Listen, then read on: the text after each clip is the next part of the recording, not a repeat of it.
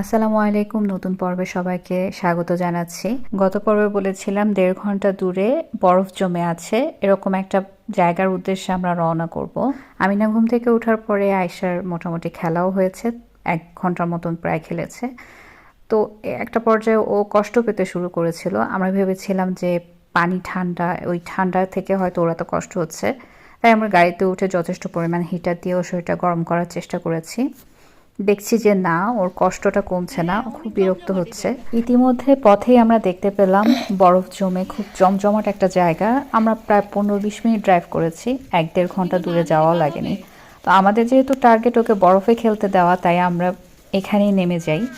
নামার পরে এরকম একটা অবস্থা হয়, ও আসলে এরকম বরফের মধ্যে খেলতেও চাচ্ছিল, কিন্তু ওর খুবই কষ্ট হচ্ছিল, এই জন্য ও অনেক কান্না করছে। ওরা তো কান্না দেখে কি করব বুঝতে পারছিলাম না। আমি ওকে অপশন দেই, তুমি কি চাও, বরফে খেলতে চাও নাকি বাসায় ব্যাক করতে চাও? ও আসলে খেলতে চাচ্ছিল, কিন্তু ওর পায়ের জন্য অনেক কষ্ট হচ্ছিল, তাই আমরা সবকিছু ফেলে বাসায় ব্যাক করি। এই হচ্ছে আমাদের ঘোরাঘুরি।